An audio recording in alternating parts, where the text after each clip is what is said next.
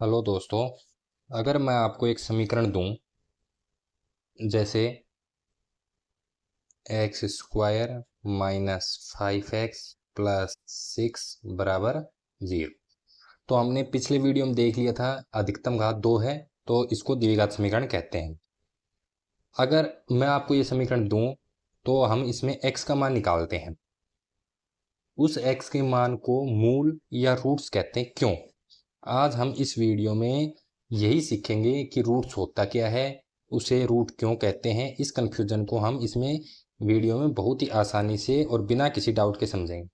अगर आपको सच में द्विघात समीकरण सीखनी है, समझनी है, तो इस कॉन्सेप्ट को ध्यान से समझना, स्किप मत करना। चलो हम स्टेप बाय बाय स्टेप समझते हैं। पिछली वीडियो में हमने इस समीकरण को हल करना सीखा था। किस किस मेथड से? फैक्टर मेथड से,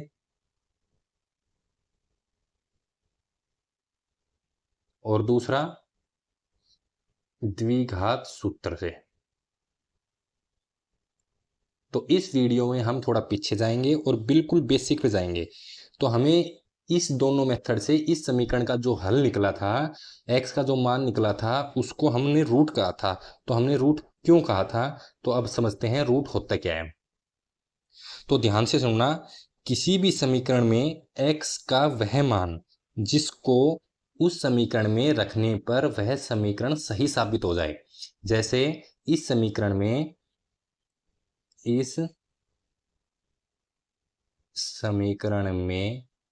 x का मान लो मैं 2 रख के बताता हूं।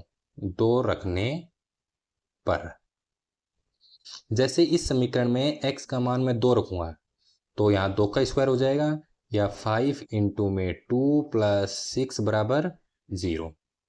तो 2 का 4 माइनस 10 प्लस 6 बराबर 0। तो 4 और 6 10, 10 में से 10 गए, 0 इक्वल टू 0। तो समीकरण सही साबित हो गई। ठीक है। तो x का वह मान जिस पर उस समीकरण में हम वो x का मान रखेंगे तो समीकरण सही साबित हो जाए, उसी को हम क्या कहते हैं? उस समीकरण का मूल या उस समीकरण का रूट। अब हमने फैक्टर मेथड से इस समीकरण का हल करना सीखा था। अब देखो ध्यान से,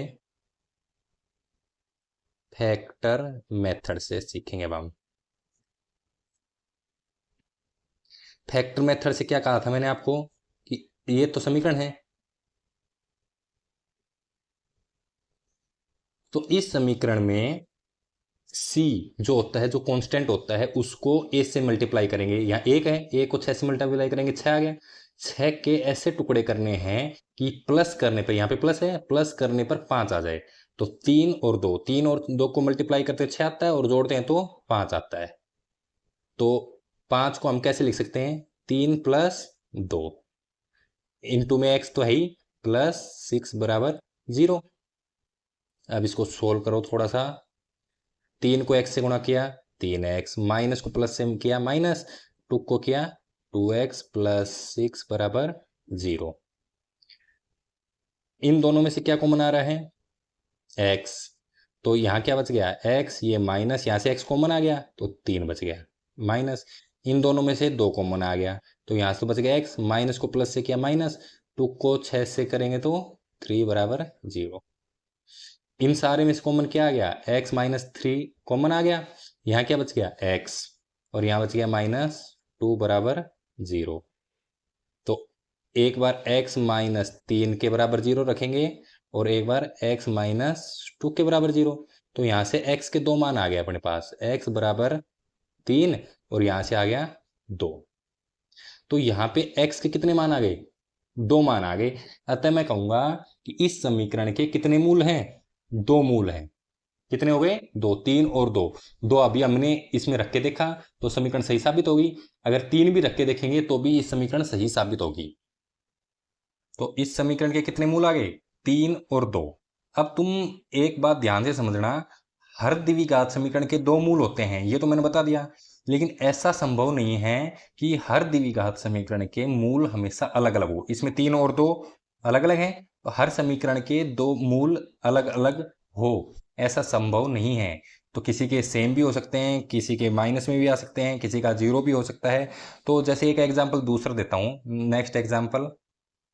जैसे एक इक्वेशन लेता हूँ मैं, x square minus 4x plus 4 बराबर 0। चलो अब इसके टुकड़े करते हैं। 4 को 1 से मल्टीप्लाई किया 4, 4 के ऐसे टुकड़े करने की प्लस करने पर 4 आ जाएगा। एक्स स्क्वायर माइनस 4 को कैसे लिख सकता हूँ मैं, 2 प्लस 2 लिख सकता हूँ, इंटू में एक्स चल रहा है, प्लस 4 बराबर 0। तो एक्स स्क्वायर, 2 को x से मल्टीप्लाई किया 2x, माइनस को प्लस से किया माइनस 2 को x से किया 2x। ये 4 ऐसे कैसे आ गया। अब कॉमन लेते हैं, यहाँ से कॉमन लिया x, तो यहाँ बच गया x माइनस 2। यहाँ से माइनस 2 कॉमन लिया, तो यहाँ से माइनस 2 कॉमन ले लिया, कितना बच गया x, माइनस को प्लस से किया माइनस 2 का डिवाइड 4 में करेंगे तो 0। अब दोनों में से क्या कॉमन आ रही है, ये x माइनस 2 यहाँ से भी है यहाँ भी है, तो दोनों में से x माइनस 2 कॉमन आ गया। यहाँ क्या बच गया x, और यहाँ बच गया माइनस 2 बराबर 0।